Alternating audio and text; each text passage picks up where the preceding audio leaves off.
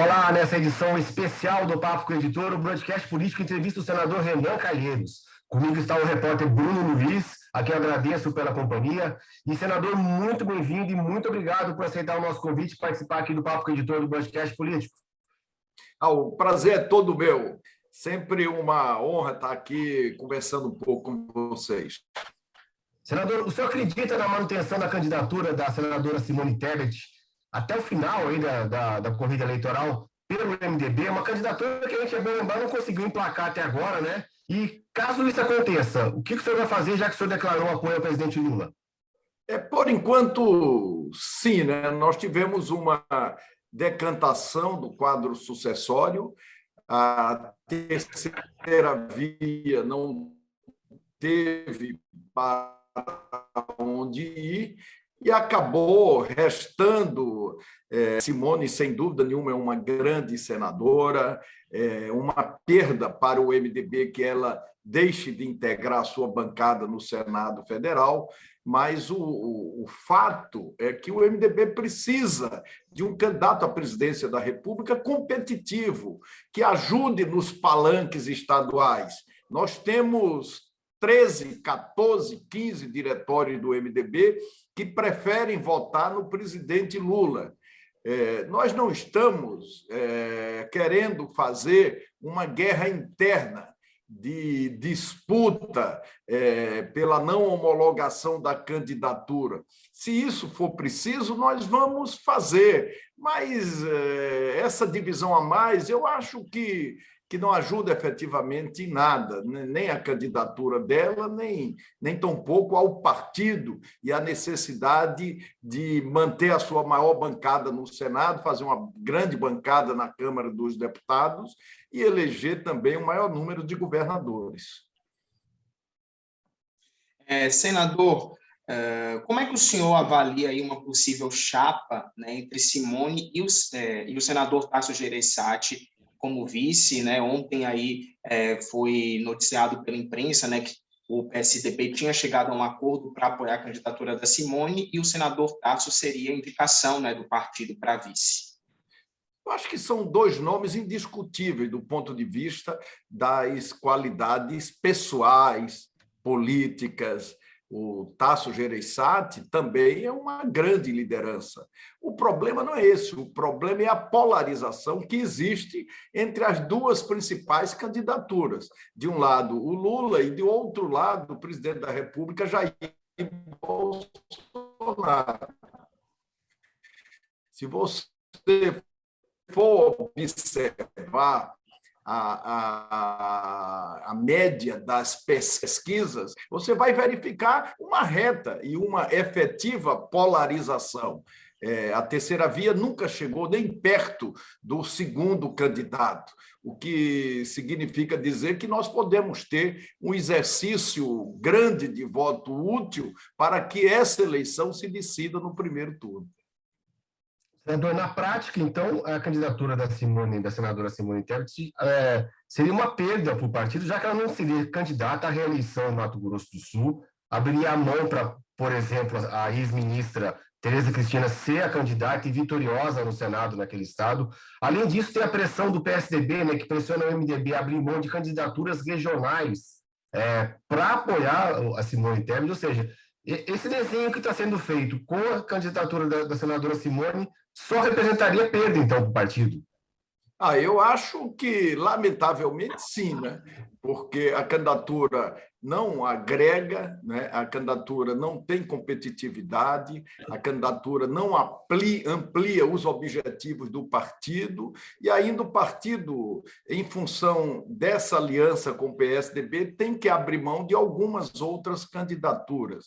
Mas eu espero que daqui para frente o bom senso prepondere. As convenções acontecerão apenas no início de agosto.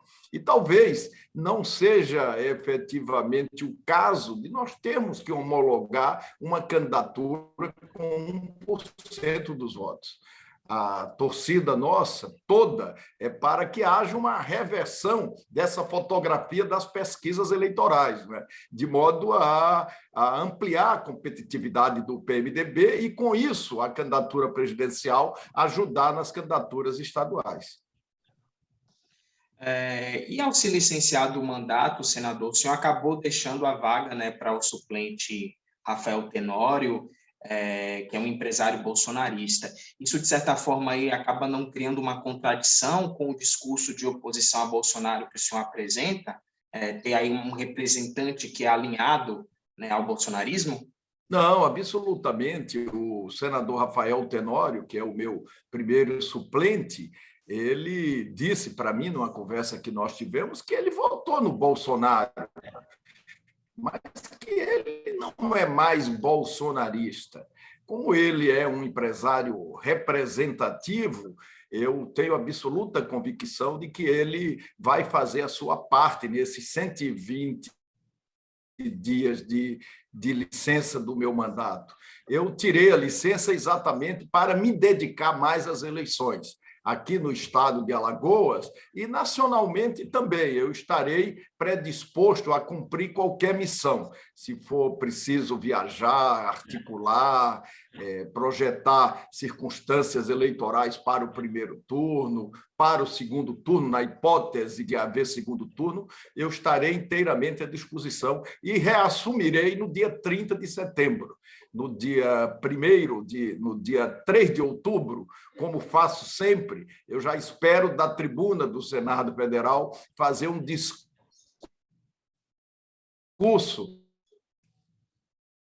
avaliando o resultado das eleições presidenciais do Federal. Senador, o senhor falou da questão das articulações nacionais, né? O senhor afirmou recentemente que pretende aí ter uma conversa também entre o presidente do PSD, Gilberto Kassab, e o presidente Lula, está no meio dessa conversa, tentar fazer essa articulação.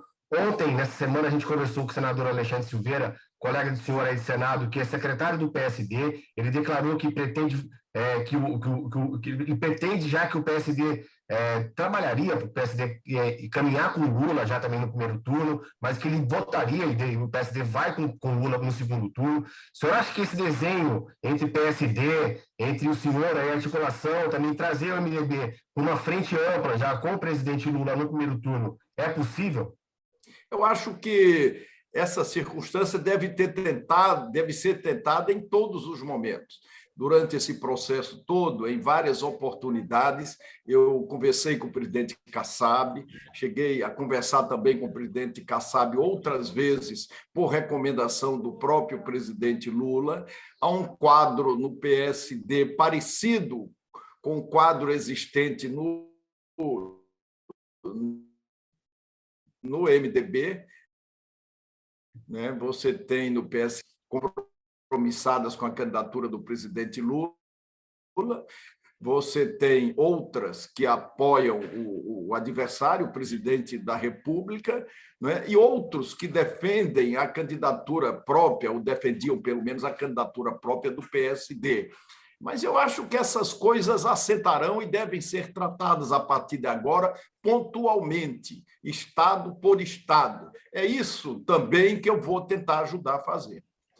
Senador, o senhor recebeu algum convite do ex-presidente Lula para assumir a coordenação de campanha dele lá em Alagoas? Como é que está essa questão, já que o senhor tem voluntariamente, né, assumido essas articulações aí? Não recebi aqui em Alagoas, evidentemente que não precisaria, né? Eu estou engajado, como sempre, participando das articulações com relação às eleições estaduais. Nós estamos andando muito bem. O candidato do MDB ao governo do Estado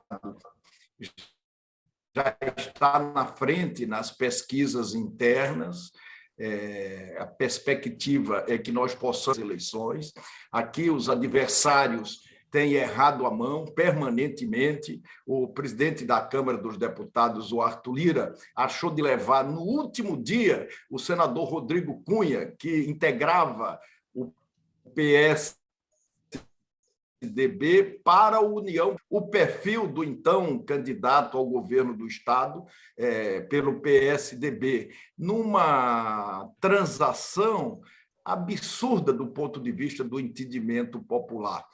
Fala-se aqui que o senador Rodrigo Cunha ele preferiu se filiar à União Brasil no destino do PSDB no Estado, que já foi o maior partido e tinha a maior bancada alagoana na Câmara Federal, tinha 4 deputados estaduais na Assembleia Legislativa, atrás unicamente do fundo partidário do União Brasil e das propostas que o presidente da Câmara faz para que ele, como candidato, pudesse sair por aí distribuindo caminhões, como, aliás, tem feito. Isso tudo tem colocado a candidatura do MDB numa situação especialíssima, né? Porque o Renan Filho teve um governo aprovado no final com 82% da população, ele tem um amplo favoritismo na sua eleição para o Senado Federal, e o presidente da Câmara dos Deputados, de acordo com pesquisas que nós fazemos no Estado, o apoio dele é negativo, ele acaba tirando mais votos do que acrescendo votos ao candidato que apoia. Então, a candidatura está vivendo uma crise, inclusive com a possibilidade de partidos que integravam a outra coligação vir a fazer parte da nossa coligação. E eu estou dedicado a isso. Eu não preciso, evidentemente, coordenar candidaturas. Senador, o lançamento da candidatura de Fernando Collor, desse desenho que o senhor fez, isso pode ajudá-lo, né, com o desenho da falta de apoio, que tem o nome indicado por Arthur Lira, enfim, Fernando Collor como um outro representante do bolsonarismo, pode se dar bem numa dessa disputa? Não, eu, sinceramente, acredito que não. Ele não estava muito bem na disputa para o Senado, né? Havia uma diferença muito grande do Renan Filho para o Fernando Collor, e ele tem preferido, em função disso, claro, ser candidato ao governo do Estado. Mas a sua candidatura ao governo do Estado é mais uma candidatura. Hoje, ela sequer disputa os primeiros lugares. Sim. Senador, agora falando um pouquinho da CPI da Covid, né, que o senhor foi relator, né, a morosidade nas investigações dos crimes apontados pela CPI, na sua avaliação, não podem ter um efeito inverso de que a comissão parlamentar acabou dando em pizza e foi apenas um palanque para políticos que comandaram as apurações?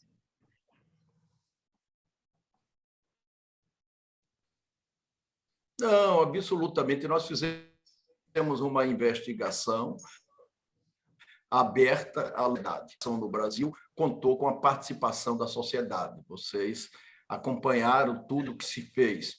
Nós acessamos provas, mandamos essas provas todas para a Procuradoria-Geral da República e para outros ministérios públicos estaduais.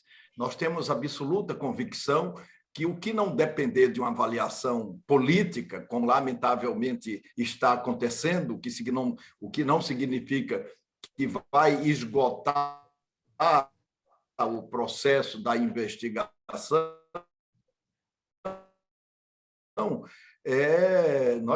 a possibilidade de uma punição exemplar para essas pessoas que atentaram contra a vida no Brasil, foram negacionistas com relação à vacina, com relação à própria doença, fizeram o que se fez lá no Amazonas, em Manaus especificamente, e desdenharam da vida das pessoas.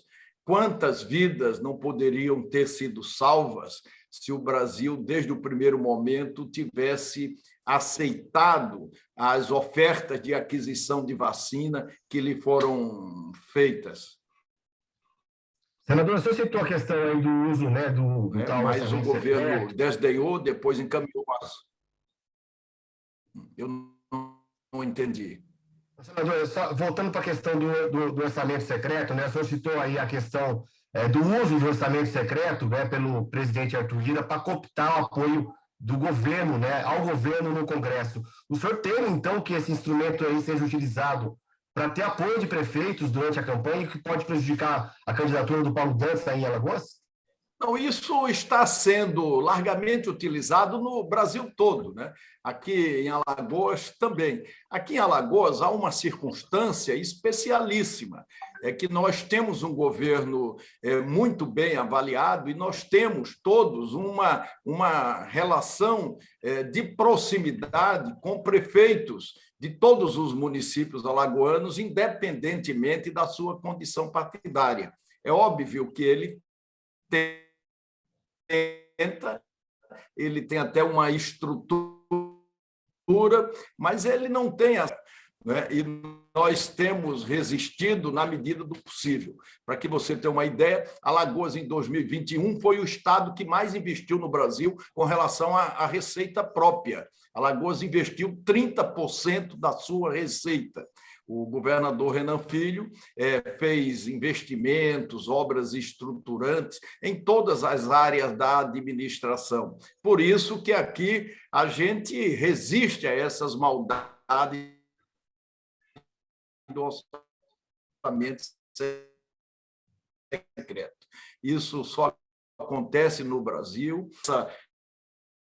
A fusão Centrão com Bolsonaro e, sem dúvida nenhuma, nos próximos meses isso tem que deixar de ocorrer, ou por decisão do Congresso Nacional, que é mais difícil, ou por decisão do próprio Supremo Tribunal Federal, que, lamentavelmente, autorizou, quando foi instado, a desfazer o orçamento secreto. Eu mesmo entrei no Supremo Tribunal Federal para suspender a execução do orçamento secreto durante as eleições, porque, como isso foi criado recentemente, sequer previsão eleitoral há com relação à nossa legislação para que essas coisas deixem de acontecer, pelo menos nesse período eleitoral. Porque, quando isso ocorre, você tem uma óbvia distorção inteiramente. O senhor avalia que o orçamento secreto seria uma espécie de fundo eleitoral prolongado, né? Um fundo eleitoral informal? Nós temos uma associação deletéria hoje no Brasil, que é o orçamento secreto, e o que ele significa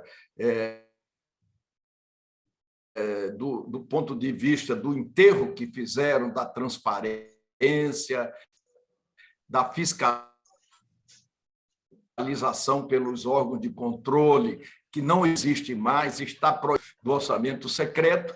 E nós temos aqui no Brasil uma outra distorção, que é o chamado fundo partidário eleitoral com dinheiro público. Um orçamento deficitário se vê obrigado a financiar candidaturas de quase 40 partidos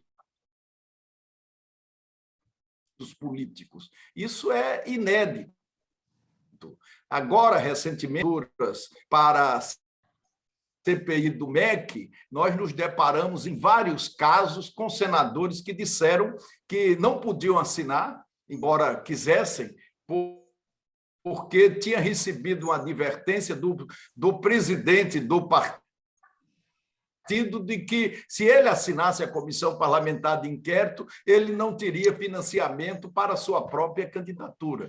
Quer dizer, isso é um horror. Mais do que nunca, nós precisamos fazer uma reforma política profunda para igualar oportunidades, né, e para não permitir de forma nenhuma a utilização de recursos públicos na eleição. Senador, por último, a gente está caminhando para o final do nosso programa. Eu queria fazer uma pergunta para o senhor. Hoje, o presidente Bolsonaro, saiu no Diário Oficial da União, enviou ao Congresso um projeto para desvincular os recursos do pré-sal do Fundo Social, aquele fundo que destina verbas para saúde e educação. Eu queria saber o que o senhor acha disso, já que o fundo foi incluído pelos senadores e deputados durante a aprovação no Congresso. Eu acho que tudo que puder fazer para sair da derrota inevitável na eleição, o Bolsonaro vai tentar fazer.